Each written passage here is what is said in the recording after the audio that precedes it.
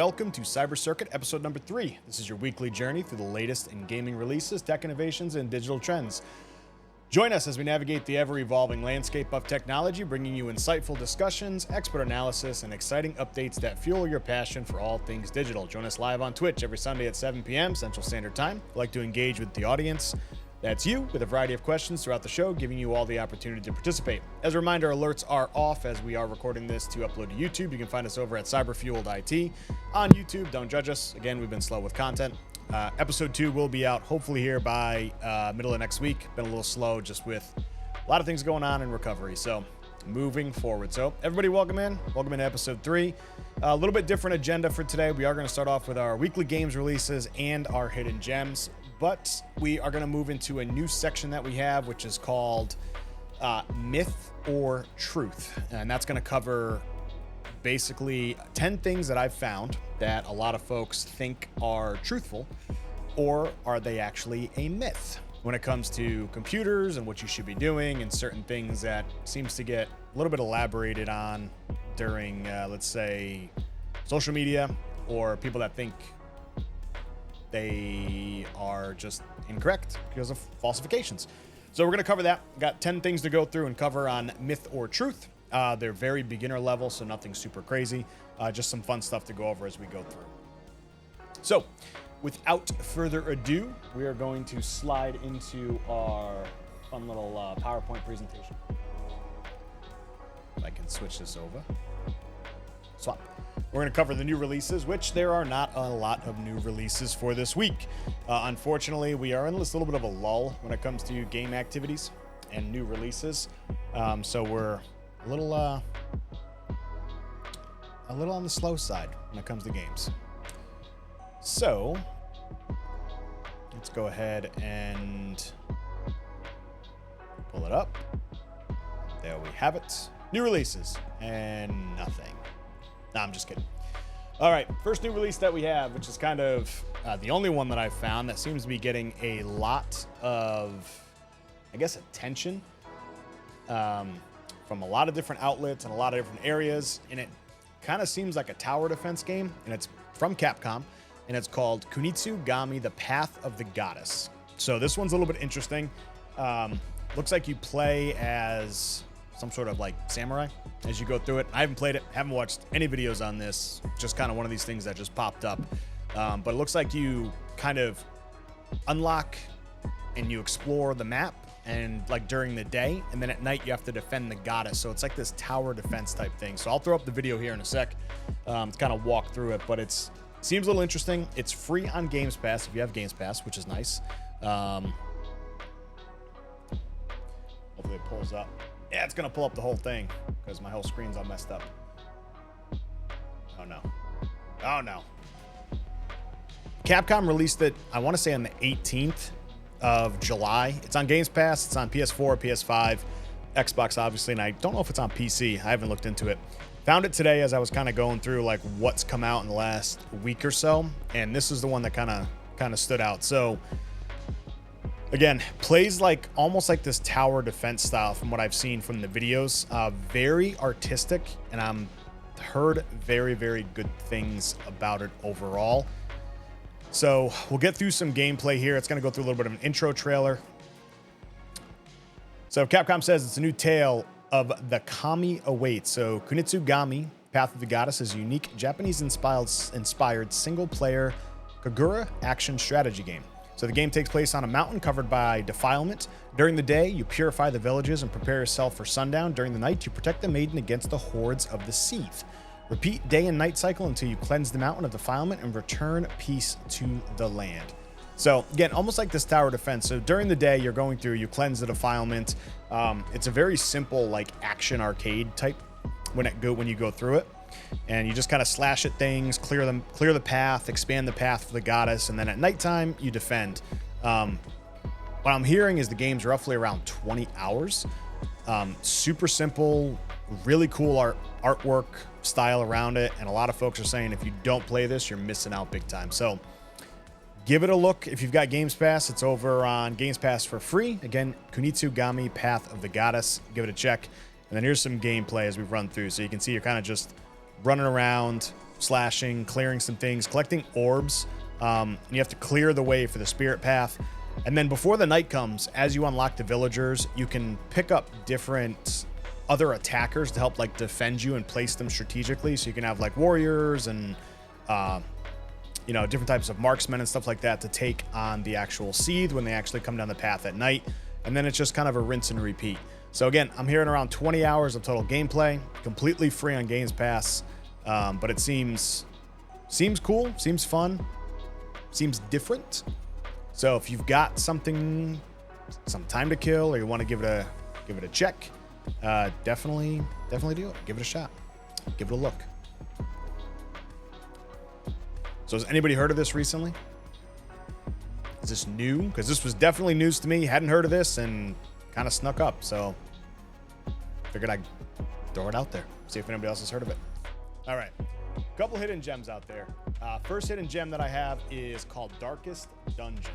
So hope this is the right video. Hey, I got it right. All right. So Darkest Dungeon, if you guys have not heard of this before, it's available on, might just be you, but I'm quiet today. Really? I haven't changed anything. Hang on. Is that a little better?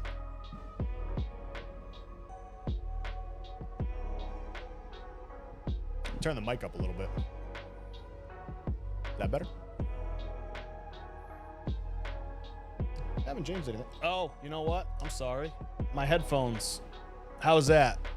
My headphones pulled my slider down. Is that a little better, Damia?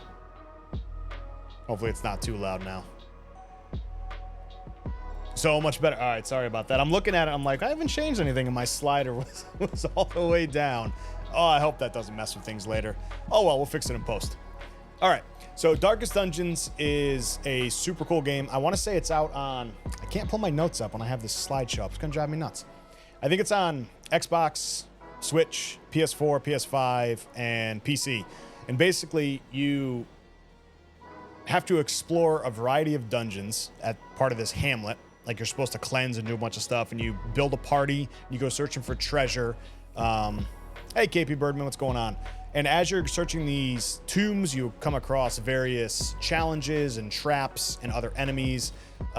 You also have to fight off basically your morale and how much your sanity is as you go through this. So it's not just so much as like clearing off the dungeons, but as you fight the enemies and as you go into these dungeons and deeper you go, you actually start going insane. You start losing like your sanity as you go through this, which is kind of cool. So you've got to like manage your folks, and you can't use the same party members all the time. So if you start a dungeon and they get really high and they start like cracking under the like mental pressure, you have to like send them off when you get back to your hamlet to like go and relax. And you send them to like various areas where it's like, go sit in this room or go pray or go gamble. They've got certain things and certain like quirks you can get, right? You can get positive quirks, negative quirks, all different sorts of things. So it's a super cool game. It's like a side scroller as you navigate through the dungeon itself. You get treasure, you trade the treasure in, you can recruit other folks, and when your people die, they die forever. So you can't like bring them back. There's no resurrections for it. It's definitely on the darker side of kind of those games, but you do have various quests that you can go through. You can replay any of the dungeons that you want, so you can level your guys up as you need to, and basically just keep on going through. There is a Darkest Dungeons 2 as well. I have not played that one. I heard it's a little bit different than Darkest Dungeons, and they've changed a few of the mechanics. But if you're looking for like something that's fun and you're into that kind of like searching and scouring the maps and looking for treasure, upgrading your party as you go along, equipping your party, this is something for you. Every single time you go into the dungeon too, you have to pick your tools for your expedition. So you have to get your torches, because light is a requirement as you go through. If your light fades, then the enemies become stronger, and eventually, I think if your light fades completely, they just overwhelm and you just don't escape the dungeon, lose your entire party. You can escape the dungeon at any time, which is kind of nice. So if you're just getting completely demolished, it's best to like abandon the dungeon and just start back over. So yeah, a lot of different mechanics here, a lot of different things. So if you're interested in something that's kind of like a It's almost like an XCOM stylish, but it's like a side scroller thing. It's pretty neat and interesting. They have Darkest Dungeon 1, which is this one, and Darkest Dungeon 2, which is also out. Pretty sure it's on all platforms as well. So give it a shot. It's kind of a little bit different. It's not your normal game, but definitely can be frustrating at times. So if you get super frustrated, might not be the game for you. But if you want something to try a little different and see if you might like it, give it a shot. It's called Darkest Dungeon. And I probably butchered a ton of mechanics in there because I did not go through and pull the notes. It's just one that I played for a while, and I haven't played it in a very long time, so maybe one day we'll do a playthrough of it. So, but as you can see on that, you get the Hamlet here, and you get to embark, and you get to pick all of your stuff as you go through. So it's definitely interesting. It's a fun take. All right, hidden gem number 2 is System Shock. Now, System Shock is a remake from a 1997 game. I think it was 1997, the original System Shock. It's really annoying that I can't pull my notes up. I'm gonna have to start switching notes everywhere else, or else I'm gonna lose my mind. It was actually 94. So System Shock is a remake of the 1994 game, and basically it's a cyberpunk style game in a way. There's puzzles, there's enemies, there's fighting. It is a first person type shooter. And it's, a lot of people compare it to like BioShock. So BioShock was the spiritual successor to System Shock. So that's why it's, you might have heard of BioShock and the BioShock Infinites. Very, very, very similar to those. It is a pretty fantastic game, especially back in like 1994 when it initially came out. And I played the original way back in the day, and I had no idea what I was doing because at that time I was probably like 9, 10 when I played the original. But the remake, I have not played it yet. I did find it, and I did get it on sale on Steam for like $12 a while back. As a matter of fact, it's on sale right now till August 1st for $18, down from $39. And basically, this is a full remake, all HD remaster, the whole 9. So let me pull up the video on this. Hey, it actually pulled it over. So basically, when you start your new game in this, you get to pick combat, mission, cyber, and puzzle, right? So puzzle is obviously how hard you want it to be. For cyber, which is like, I think, cracking and things that are pursuing you, the missions themselves, and combat. You can set those difficulty levels so you can kind of mix and match. But it is a very, very, very good remaster from what I'm hearing. I've wanted to replay it for a long time. And basically, it's a first-person shooter. As you walk through, there's a lot of puzzles. You're navigating, I think, a space station, if I remember correctly. And the entire game is non-linear, which in 94 was kind of one of those things that you didn't really have a lot of non-linear games that kind of set you there. But you fight enemies, you solve puzzles, and they allowed for a very, like, emergent type of gameplay to go through with it. So it's pretty standard for nowadays, right? You get these open worlds as you walk through and stuff like that. So it's not too crazy for us. It's nothing that is, mind-boggling as you go through it, but it was different back then. You can, crawl and crouch and do all the things that you need to do. But you read through the story, I think through like emails, if I remember correctly. So as you want to progress and you get statuses, as you hack into like different systems. And again, it's very futuristic, very cyberpunkish. It's based in like the year 2072.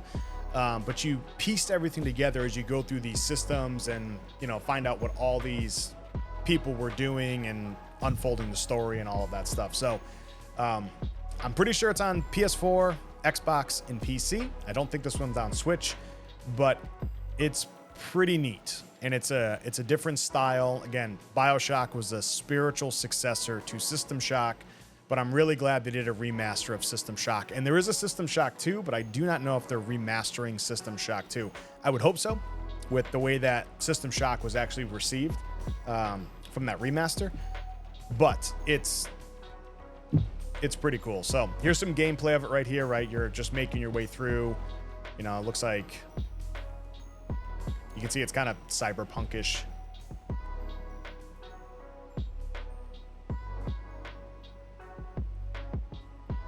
It's almost like the original Cyberpunk, to be honest.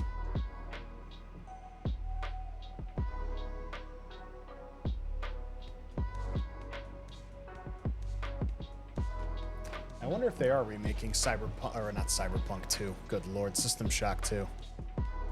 Because System Shock 2 was, what year did System Shock 2 was 99? But are they doing a remake? Let's see.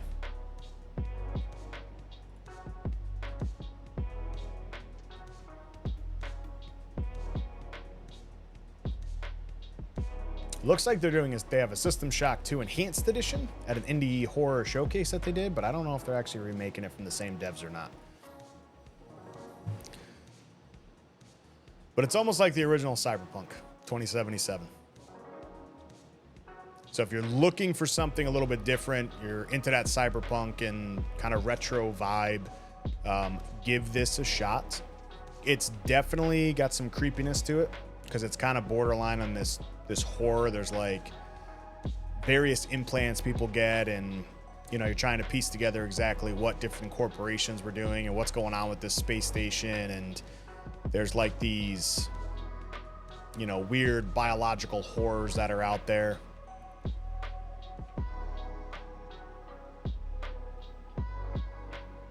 So obviously you're getting arrested here. So.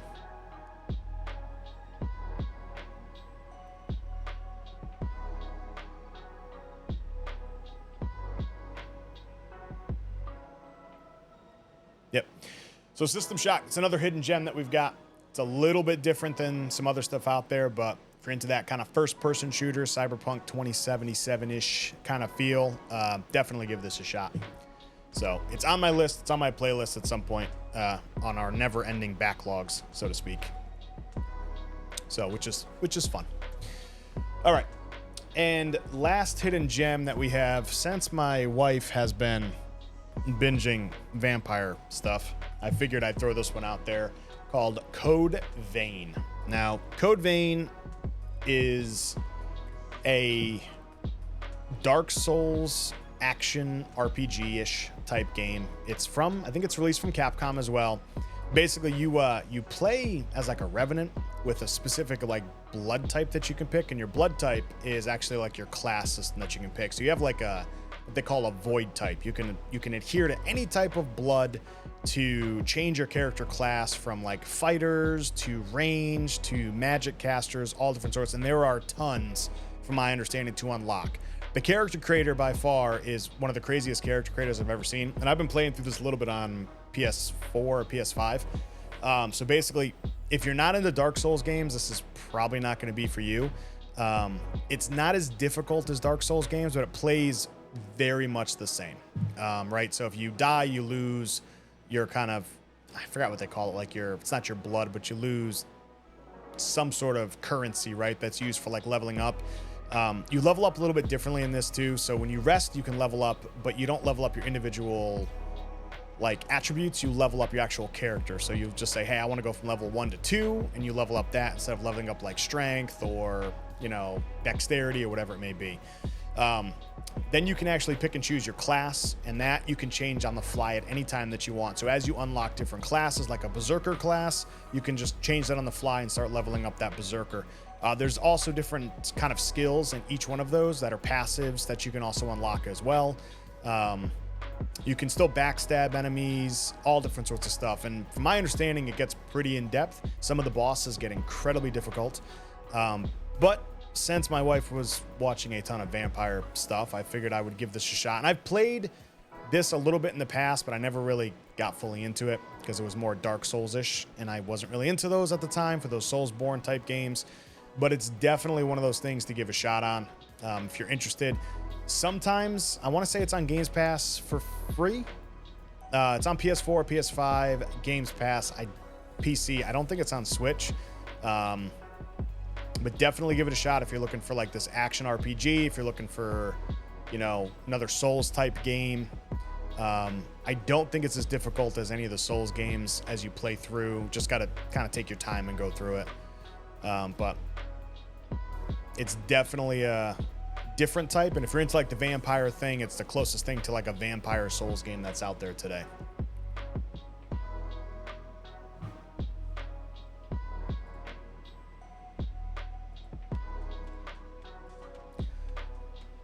All right, so that's what we've got for the hidden gems. We got Darkest Dungeon, System Shock, and Code Vein. Not sure if anybody's heard of these before or played any of them, but some of them are pretty good. I've played a few, haven't played them all. Again, I haven't played a lot of these in a long time. I'm probably not going to play these for a long time because they're going the backlog. And not to be confused with Code Vein, which is a fashion simulator. I did not know that, Tim. That's funny. Yeah, not to be confused with that, but yeah, this could be a fun. There's another game out there that's very similar to kind of Code Vein. It's not vampire based. It's Scarlet Nexus. It's another action RPG. I'll probably do that one for next week. I'll play a little bit of that, and that one's really neat as well. I think it's another Capcom one as well. So, but yeah. That's what we've got for kind of hidden gems. Trying to find more hidden gems is becoming difficult as we go through the list. Kind of searching back through the Rolodex of games that are getting a little obscured. And unfortunately, I don't think we're going to have new games releases as well outside of Fallout London, which was kind of a mod, not so much a game. And then we had the Kimetsu Gamma that's kind of came out, but we don't have any new releases until hopefully the end of August. We've got end of August, we've got some big stuff coming up like Star Wars Outlaws, and then early September you've got Space Marine 2. There's a few games that just got delayed too, like Stalker just got delayed until like November 20th. Frostpunk 2 as well, which is like a super cool strategy game. That got delayed until September. It was supposed to be out in July and they delayed it till September 20th. And that one's like a post-apocalyptic, like the first one you survive the deep freeze of the next ice age that comes, and you've got it's just like a system manager, or it's not a system manager, a city manager, which is really cool. So it might be on Games Pass for free, but Frostpunk was on PC. It was a strategy game, you know, first ice age in forever, and you had to like find heat for your people and figure out how they're going to survive, and you have to make certain different decisions. It was super cool. But a lot more stuff coming hopefully here in August and September. Then there's some unreleased titles too. We've still got Indiana Jones with no release date. The Starfield DLC should be dropping here, I think sometime between September and the end of the year. They never gave us a date. And there's a few more unreleased game dates out there, but hopefully we'll hear something soon. So we can start keeping an eye on those as we go through. So. But that's all I've got. I know a lot of folks have been catching back up on No Man's Sky, which has been a blast. So if you guys have not been playing No Man's Sky, give that a shot, because they've definitely made a lot of changes to that. And part 2, I'm hearing, is coming sometime in the next probably few months. They'll have a part 2. Looking forward to Starfield. Need to hit and finish up the main campaign. I need to actually play it. I haven't played it. And as much as I should have. Getting through my backlog is just painful. I get distracted so easily. I get distracted too easily, so. All right, that's what we got for hidden gems in the games, though. On to truth or myth. Now, this is the new one that I put together. And I wanted to get out there what is a truth and what is a myth when it comes to certain computer-related topics. Some of these can be a little controversial with a lot of people, so I figure let's put it to the test and see if it's really truth or is it a myth with all the things that we've got out there. I have to sneeze? No, I do not have to sneeze. Okay, so truth or myth. And we've got 10 things we're going to go through, and I hope this doesn't break, because I've been timing this properly. And if you don't know some of these terms, don't worry about it. Some of this stuff may be a little tricky, but first thing we have is you should defragment your hard drive. Is that a truth or is that a myth? You should defragment your hard drive. Now, for those that don't know, defragmenting of your hard drive back Windows XP days was part of like a maintenance process you would go through. You would just defragment your hard drive, make sure all the data's in order, and so everything could read and be a little bit more efficient. So Tim says, used to be true. I think it handles it more or less automatically now. Okay. God, my nose is itchy. I didn't have any of that booger sugar either. Itchy.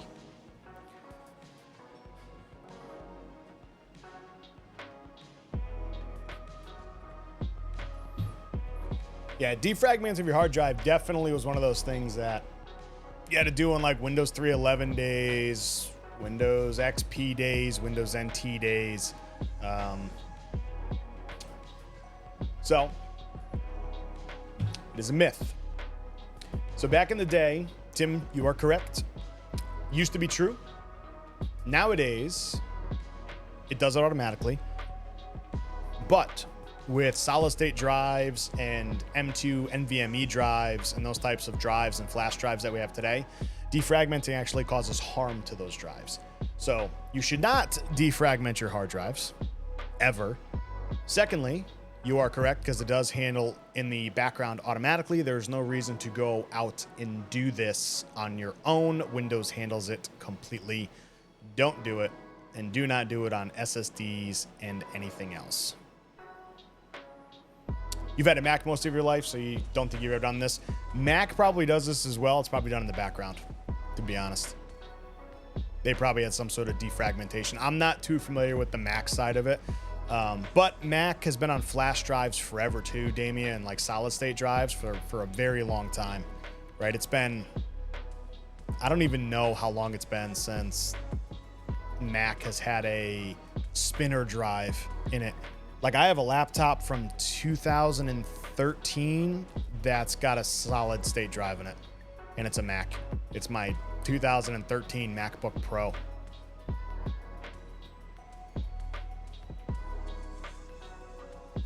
Is a male myth a myther?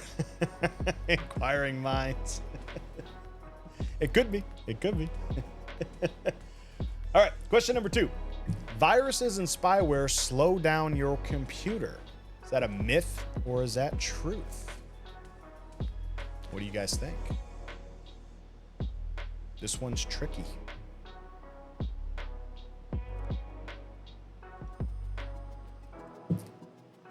I'll be honest, Damien, I did leave some of the Mac stuff out of here. I didn't want to get super controversial. I do like my Macs, but I don't use one enough.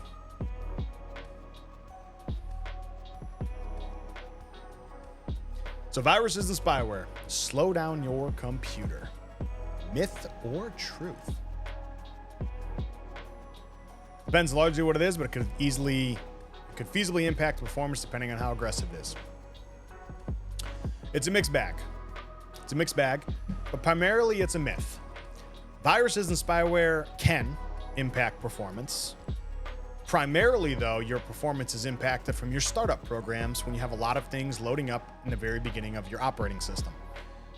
There are viruses and spyware and malware that is very destructive and can cause a lot of different problems with your computer and slow them down. But in most cases, viruses and spyware, it's not a true cause that if your computer is running slow, you have a virus or spyware. There can be other underlying issues, such as the type of hard drive that you're running. If you're running an old, what they call spinner drive or a platter drive, that will cause your computer to run slow. If you're running out of memory as you boot up your machine, that can cause your computer to run slow. So there's a variety of things that are out there, but typically a virus or a spyware is not going to cause your computer to run slow unless it's doing a lot of backwards activity.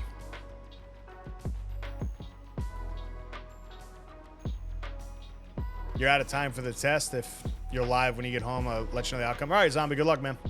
Good luck. Okay, next one. I love this one.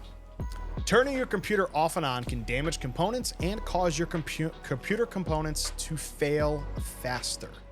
Is that a myth or is that truth? Turning your computer off and on can damage components and cause your computer and components to fail faster. Is that a myth or is that truth?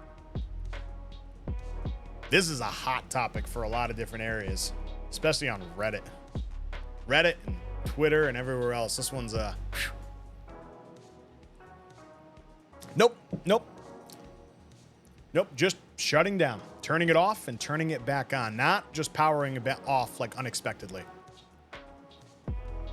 Just if you shut it down normally and turn it back on. That's it. So turning your computer off and on can damage components and cause your computer and components to fail faster. Is that a myth or truth? Medicated Space Cadet says never turn it off. Stargazer Tim says probably a myth. I know the military tries to keep its planes running constantly to prevent wear and tear. I always keep my computer on. This one's controversial, and I'll explain why. It is a myth. So there's this running thing. It's a myth. It's 100% a myth. So turning your computer on and off goes through what's known as a power cycle, right? Anytime you turn components off, and this goes for your car, right? This goes for any electronic device, any mechanical device, whatever it may be. Now, there's certain components in your machine, right, depending on what you have, that are mechanical, such as fans to keep things cool, ball bearings. If you have older hard drives that have platters in them, those are mechanical, right? But every component in a computer or in anything goes through a number of cycles before they actually fail. And those cycles could be in the tens of the thousands of cycles. So turning your computer on and off does not damage your components any faster. Every component is rated for enough power cycles. It doesn't mean that if it's rated for 30,000 power cycles that it's going to fail at 30,001. It's not. It's just what they rate it as because everything has to have a rating. It could last 150,000 power cycles. It could last 500. It could last 1,000,000. It will most likely outlive you, right? It's just what they give the rating for. And most of the time, if there is something that's going to fail, you're most likely going to replace it. Your wear and tear is going to be primarily on fans and mechanical items because those constantly turn and bearings wear out and stuff like that. Those are mechanical. But on simply turning off your computer and turning it back on does not damage your components and nothing fails faster. It's a giant, fat myth. It's a lie. It's a lie. You guys are actually doing pretty good. All right, here's the other one. Leaving your PC on causes your components to burn out faster. Leaving your PC on causes your components to burn out faster. Is that truth or is that a myth? Space Cadet says it's a myth.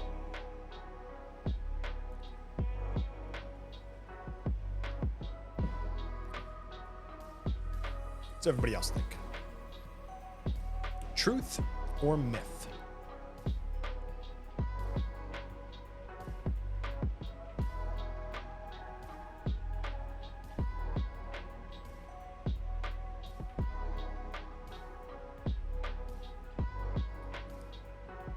Leaving your monitor on can burn it out faster. On certain screen types, yes, Damien. You can have burn-in on specific screen and panel types. That is correct. But this is just the PC itself.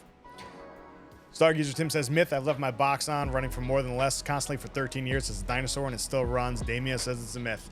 You guys are good. Let me give you guys a round of applause. It's a myth. It's 100% a myth. If we would have problems leaving on PCs, data centers would have a much larger problem as well, right? Because data centers run 24/7. There's nothing different between the data centers that we have and PC hardware at home outside of essentially how they handle thermal dissipation when it comes to the highest temperatures they can take in data centers and stuff like that. But leaving your PC on does not cause any components to burn out faster.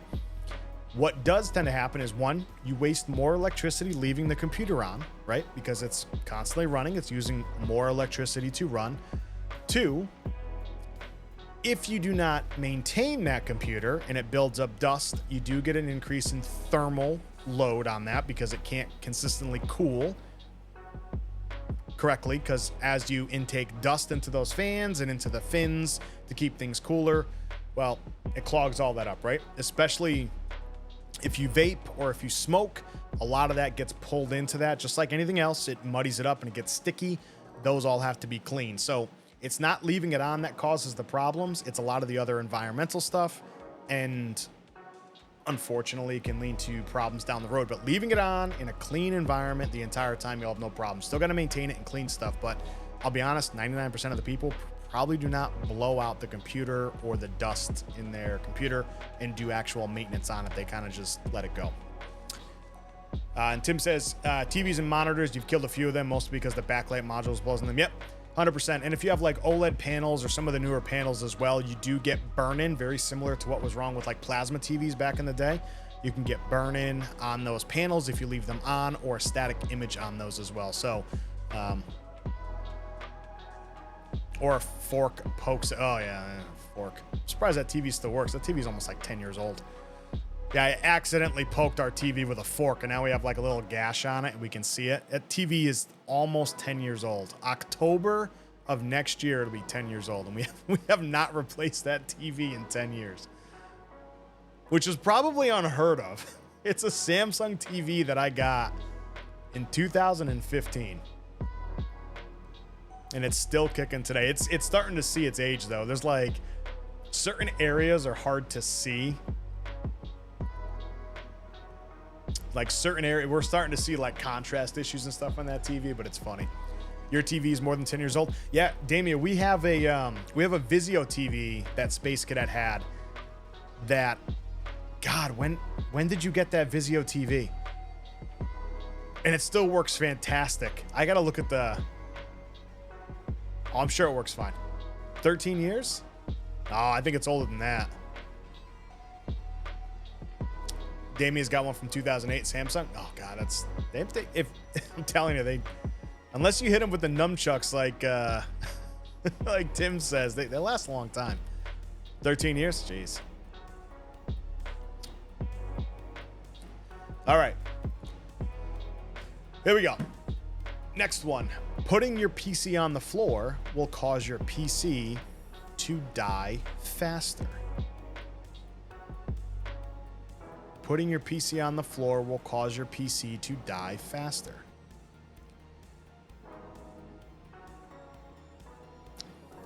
Oh, you had it right before we moved back to CT and Enfield? Oh, okay. Yeah, so yeah, 13 years. Cutting edge with a USB port and everything, Damien? Yeah.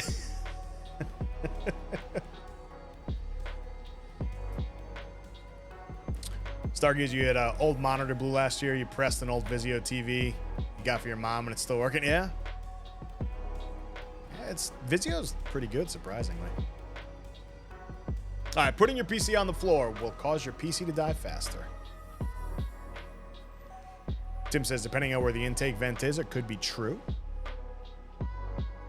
Depends on if you keep a clean house, you would think.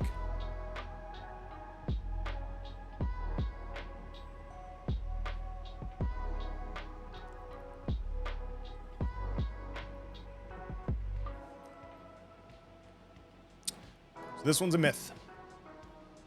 It's a myth. True with a long-haired German Shepherd. No, it's a myth. So, not so much that it will die faster. It's putting your PC on the floor. Let's be honest. A lot of times, folks do not want to put their PCs on the floor because they've become a set piece for a lot of folks, right? They've got their RGB and their fans and their clear glass and all this stuff. Way back in the day, you never had any problems with it, right? We always had PCs on the floor, or even better, people would shove those things in those computer cabinet desks with the doors closed on the front, and you'd never see them. You'd have a power switch or something on the top, or you'd open it and shut it and close it, and you'd shove it into this thing down on the floor. Now, when you're talking pets, when you're talking carpets and rugs, environmental things will kill those, such as a vacuum cleaner on a carpet near a computer. Probably not the greatest idea, right? Static electricity, probably not the greatest idea. But if you just constantly like sweep up around it or clean it or blow it out with dust and maintain it properly and clean it, it will not cause your PC to die faster. Putting it on the floor does not do that. It's just become an aesthetic piece for a lot of people, and they want it to be a centerpiece of their PC because it's all shiny and lights up and stuff like that. But primarily just putting it on the floor doesn't kill it. Doesn't kill it.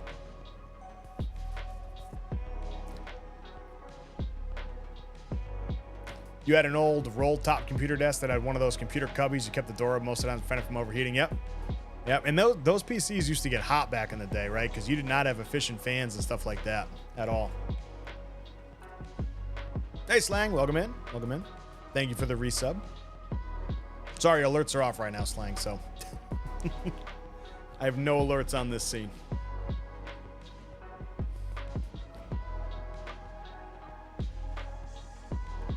So dog kennel is out of the question. I mean, computers live in some pretty nasty manufacturing plants, so you can put a dog kennel out there.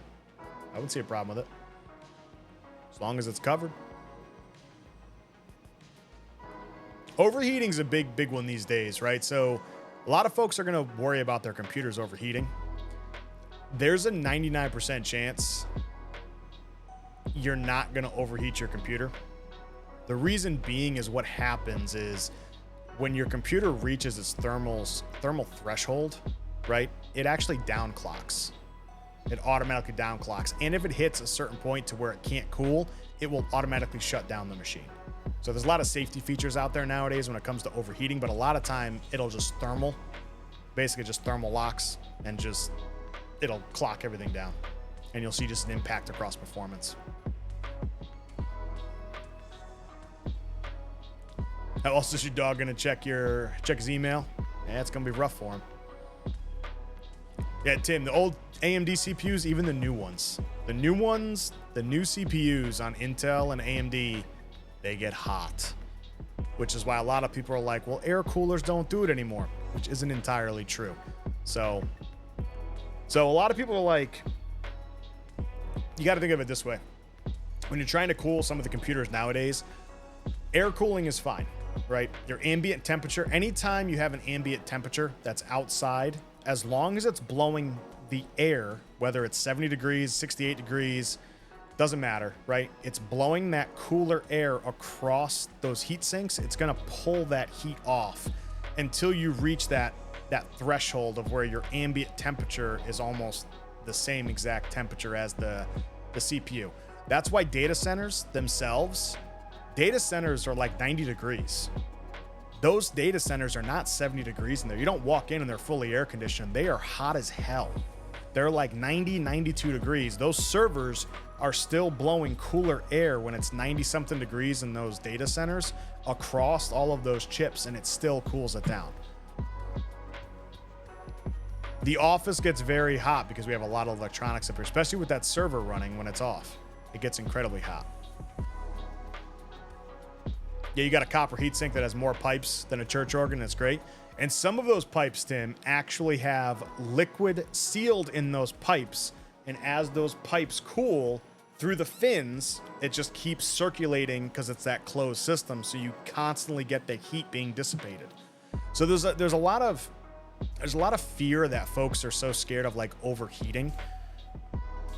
The chips get hot, but the more you add fans to the system, instead of like an all-in-one cooler, you don't have to run those fans as hard because you've got more fans doing the work and then pull everything through. Yeah, well, we don't have a return in this room. That's part of it. That's a whole nother conversation. All right, next one. Building a PC is cheaper than buying a pre-built. Building a PC is cheaper than buying a pre-built.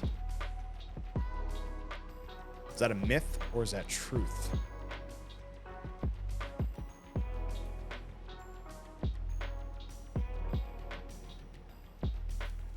Building a PC is cheaper than buying a pre-built.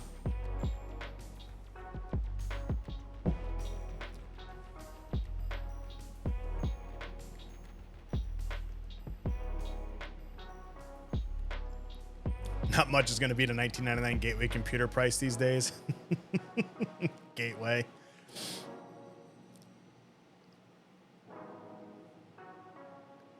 Used to be true. Might still be in some cases where you source your parts, but I've seen some kick-ass pre-built systems for a good price.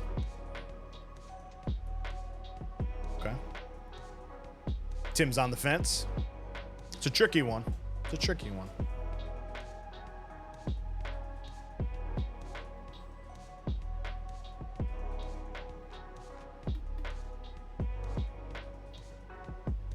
This one can be tricky. So, building a PC is cheaper than buying a pre-built. Assuming exact same specs, depends on if you do it yourself or pay someone else to do it. Just if you were building it versus buying a pre-built out of like Best Buy or a store.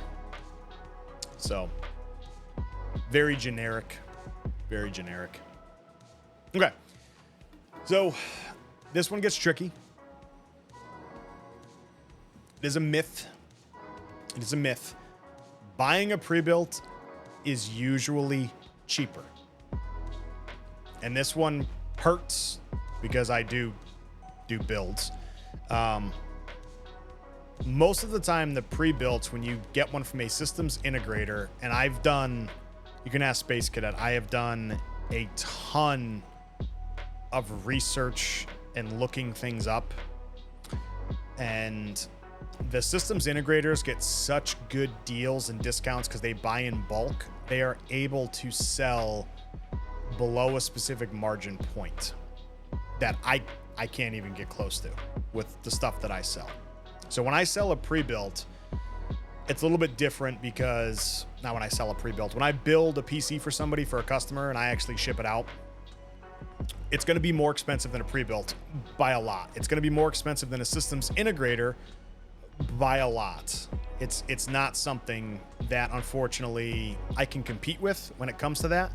So I have to do things a little bit differently, right? I have to make it a little bit more of a custom bougie experience versus, you know, here's a beige box and go forth and do all your stuff. So I source component parts, you know, premium parts, try to build it off of what somebody wants from like an aesthetic position, what kind of case they want. It's more of that personalized experience. The only time this shifts is when you look at extremely high-end product. So if you're looking at a very high-end machine, that is most likely going to start to tip the scale. Oops, I hit the mic. It's going to start to tip the scale to where building that is going to be cheaper than buying a pre-built, because you're going to start getting some components that aren't as premium in those pre-builts. So you eventually get it. But I can't compete. If somebody says, well, I can go to Best Buy and get a PC for $600, you sure can. And I can't build you a PC for $600. I can't. I cannot get the parts to put that stuff together with my time for $600. The cheapest I can get a PC built and still make some sort of profit, and I mean maybe 10% on top of that from a profit perspective, is about $1,300 to $1,500 is that range, where I still turn a profit. Anything below that, and I break even, or I lose money. So, pre-builts have become incredibly, but you get to a point, unfortunately, right, when it comes to like a pre-built, is if you can go out and you buy like $600 pre-built for the average consumer, that's going to be fine for that person, right? They're surfing the web, they're paying their bills, they're doing the very basics that they need to do. Which is why when I do builds and it comes to somebody saying, I just want the bare minimum, I'm not playing games, I'm not doing anything, I'm watching YouTube, I'm going on Facebook, and I'm doing my online banking, and I use Word or Excel or Office, or I Skype with grandkids and family or whatever it is. You can get by with like an all-in-one APU right? Like one of those Ryzen 5700s that have the graphics cards all built on it, or an Intel that's got the video card built on it. You don't need anything super crazy, and you can probably get by with something still for about 800 bucks. But at that point, when that thing dies, they're going to try and get their data back, and they're going to dump it because it's going to cost more to fix it. It becomes a throwaway piece of equipment at that point. When you build a machine, you do get the longevity, and not so much, I don't like to use the term future proofing that everybody does, but you do get the longevity out of it. So case in point, AMD has new processors coming out.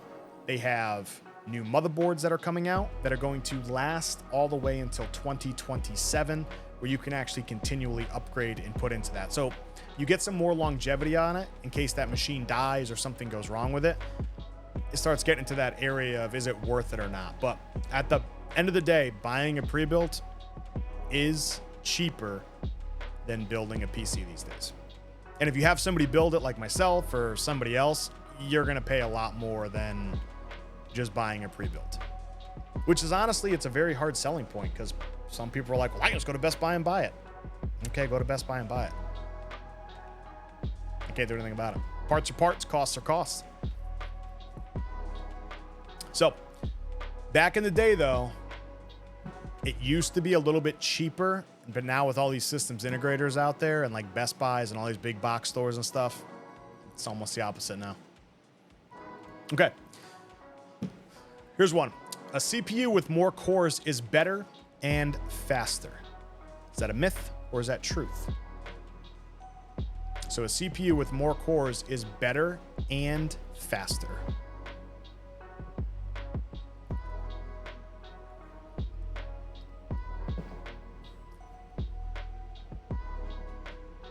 Is this a myth or truth? Depends on what you're using the computer for. Okay. Mostly myth. Software needs to be written to take advantage of those additional cores. Most are not. Okay. Mars says exactly. That's not myth or truth, Mar. Is it a myth or is it a truth?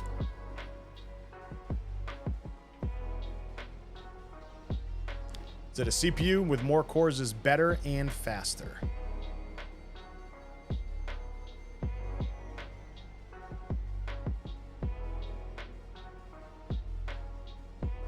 You're agreeing with Crazy Legs.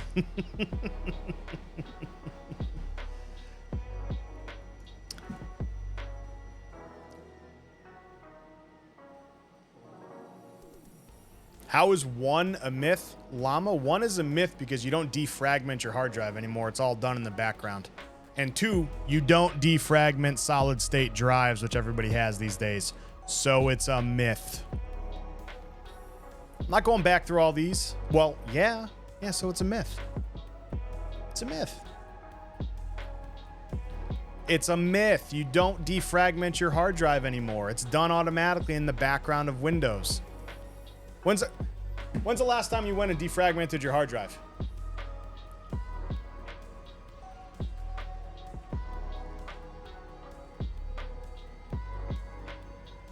You actually went in and hit defragment on your hard drive on your SSD? You defragmented your SSD drive? Is that why the drive that I gave you died? Because you defragmented it? No. Why? Windows does it in the background. You manually going in there and clicking defragment on your hard drive, you don't need to do it. It's done in the background. It's a myth. When I say you, meaning you as the end user going in, going click, click, click, click. No. You as the person. And most people don't run spinners. You're one of the few rare breeds that run spinners. Windows does it a lot more often than you think.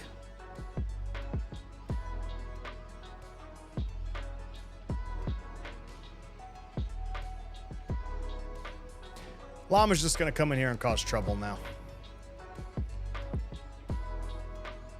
Anyways, back to number 7. All right, a CPU with more cores is better and faster. So it's a myth. It's not always better and it's not always faster. It always depends on the workload. And usually if you have more cores, the CPU is actually clocked slower.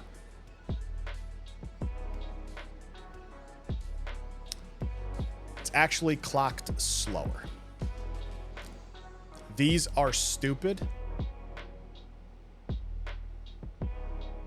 Why are these stupid?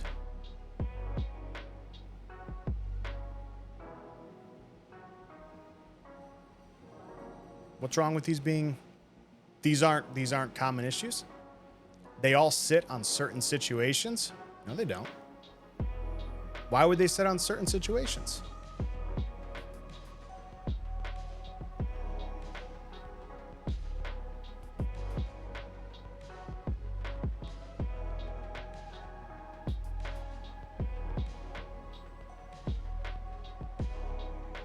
I think for the common person, these are actually relative for people that actually don't know a lot. Because technically they do the things you are saying.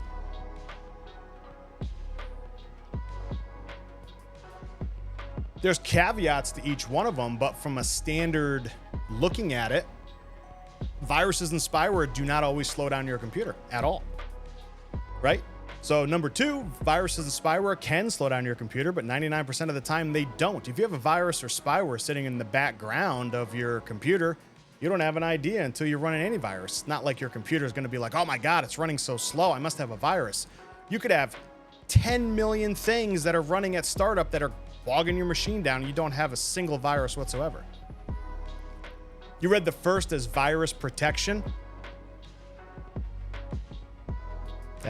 That says viruses and spyware slow down your computer. And then turning your computer off and on can damage your components and your computer will fail faster. That's a load of crap and you know it. How is that one situational? No, it doesn't. Oh, you're one of these. Technically, it doesn't.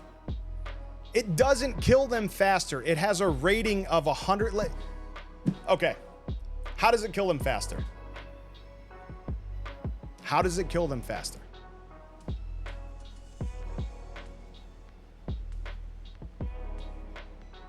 What is it doing to kill it faster by turning it on and off? You have a specific rating like everything else. Everything is rated to a certain point. You have a light bulb.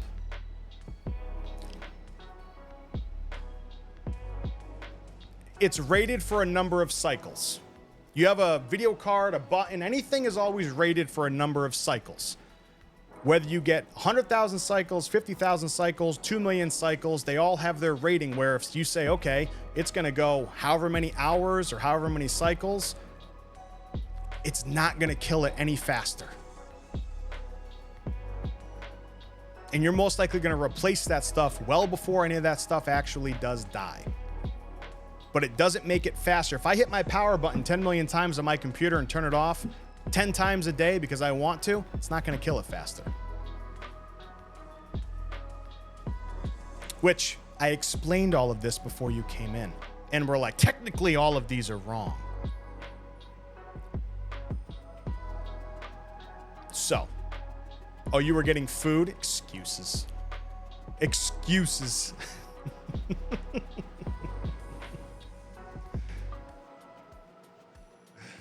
What'd you get for food? Something good? Hopefully you got something good.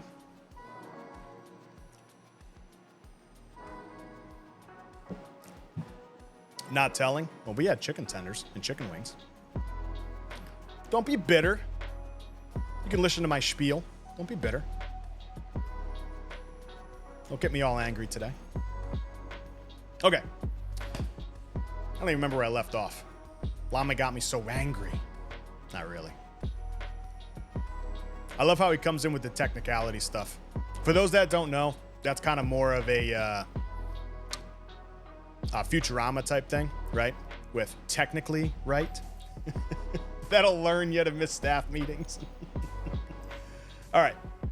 Overclocking is the devil and will cause degradation of components. I know, technically right. This one's going to piss you off too. I know this one. So overclocking is the devil and will cause degradation of components. Is this a myth or is this truth?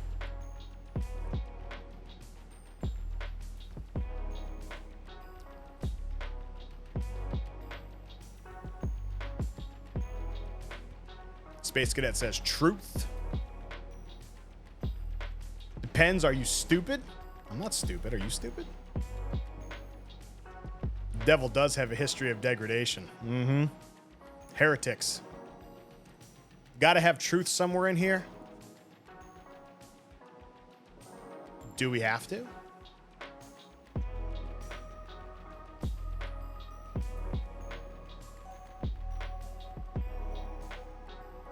All right, overclocking is the devil and will cause degradation of components. Used to be, again, currently they're a bit more robust, have higher thresholds of thermal tolerances, and than they once had. Okay.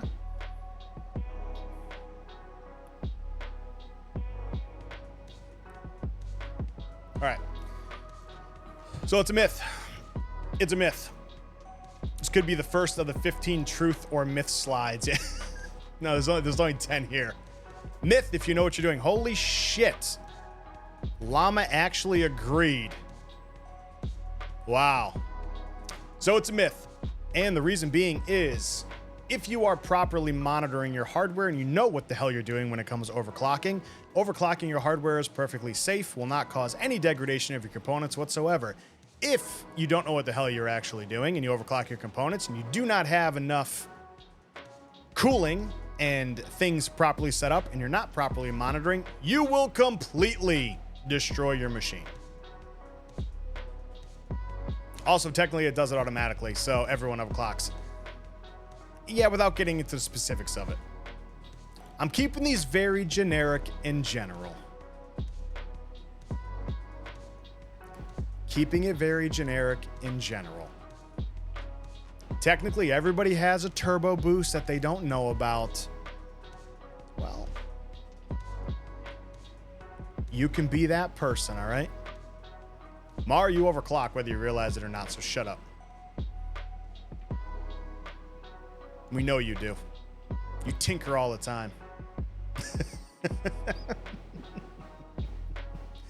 All right. A well-maintained... take two.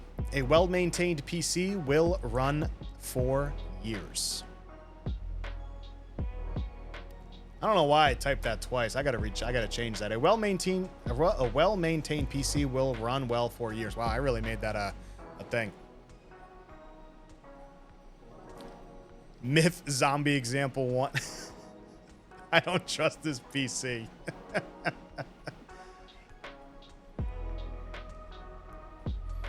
I don't OC stuff unless it was specifically made to do so. My old GPU is an OC variant. Yeah, Tim, even though they're OC variants, you can still overclock a lot of stuff, even if they're not as well. There's limits. They just don't do it as, they don't overclock as well. Overclocking nowadays is a little difficult anyway. If you bought a 13th or 14th Intel, this is a myth. Yeah, I would agree. I have an 8th gen, so it doesn't apply to me. Doesn't apply to me.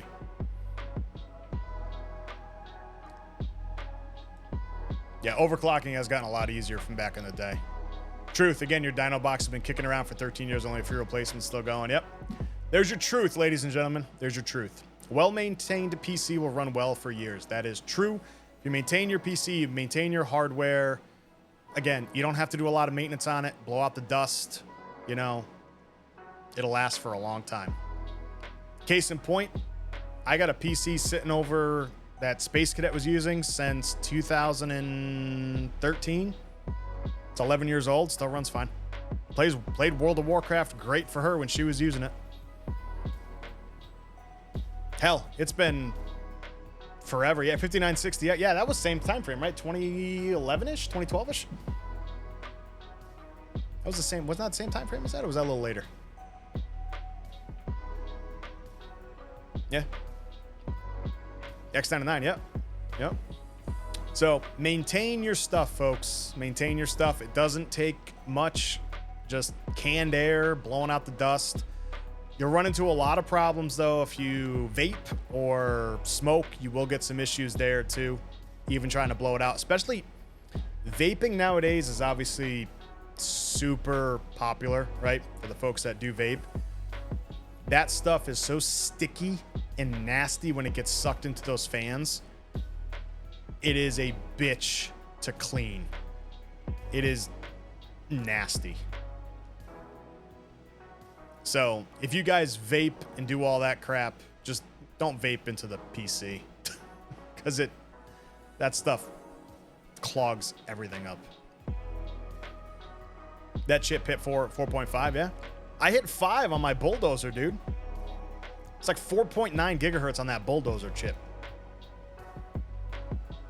If they weren't just trash chips, they could overclock like a beast. All right, and this is the last truth or myth. Batteries develop memory when charging.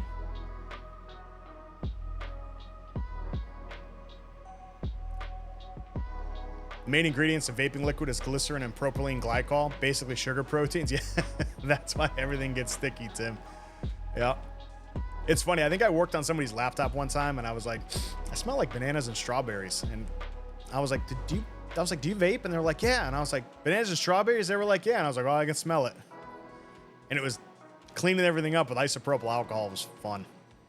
All right. Batteries develop memory when charging. Is this a myth or is this truth? Mar says this is a myth. Are you sure, Mar? Myth.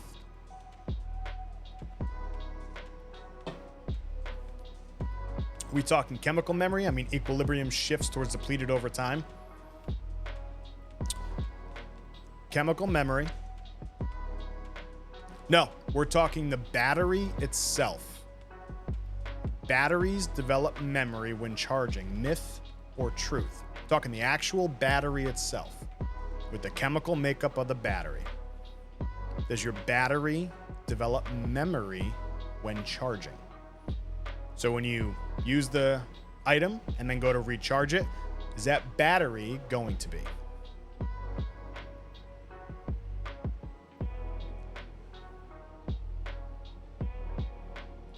I get myths.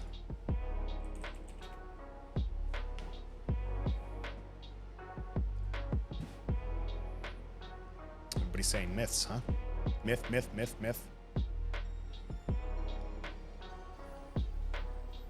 You'll be the odd truth. It's a myth. You should have stayed with the group, Crazy Legs. Should have stayed with the group. It's a myth, but it used to be true. So nowadays, everything is lithium-ion battery. So when you have a lithium-ion battery, it does not maintain any type of memory whatsoever. Now, NiCad batteries, the nickel cadmium batteries back in the day, they did develop a memory chemically to where if you charged it to a specific point every time, it would never charge past that amount. So if you charged something to 80% and then unplugged it and did that consistently, it will never charge past 80%. You no longer have that issues with lithium-ion batteries, but with the old nickel and cadmium, the NiCads, tons of those way back. Yep, they would do it all the time. So anytime you had a NiCad battery, it would develop a memory to it. Also, you do not have to deplete any of your equipment down to 0% to fully charge it to like refresh the battery anymore either. There's none of that exists. You can, with smart charging and the lithium ion batteries, you never have to do that again. Sounds like an old person problem biased against you. You should still know these things. You should still know these things. Some backup batteries still run NiCad batteries in the data centers because they're cheap. And they're also stupid expensive to replace. Lithium ions. I had another one in there that was focused on like cars when it came to batteries too, but I didn't want to put that one in there. So this whole round of truth or myth, unfortunately, a lot of these were myths, and these are the more controversial ones. I told you they were going to be controversial even before Llama got in here. He came in and made them all controversial. Wow. Controversial. Because he's like, hey, these are all situational. Rabble. And got all bent out of shape. But yeah, there's your myths and there's your truths. So I found this on Amazon. It's a waterproof shower phone holder with like little speakers that come out of it that you can touch with. So I've been binging Simpsons since like recovery all this week. So I thought it'd be super cool if I could just like take my time in the shower, and I'll have a TV in the shower. So I've been putting my phone up there. So I found this little waterproof suction cup thing. It's like 18 bucks on Amazon, and it's got little speaker holes, and I'm going to try it out. And I figured I'd share it with you guys because I don't know if I'm just a weird one that takes my phone in the shower lately and I want to watch The Simpsons while I'm showering. But yeah, that's why I threw this out here.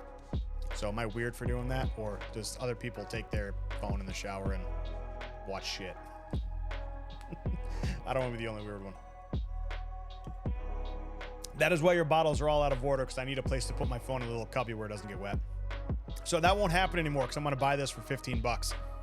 It's coming in with the other crap. And it's waterproof. And it opens up and you put your phone in there and you can hear stuff. And it's still got, you can still use the touchscreen on it.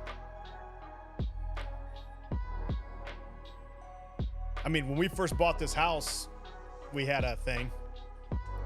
Well, it's your question, you're weird, but not for the whole TV in the shower thing. So, Tim, when we first bought this house, there was a TV in our master bathroom in a spot on the wall that you couldn't see it from the shower.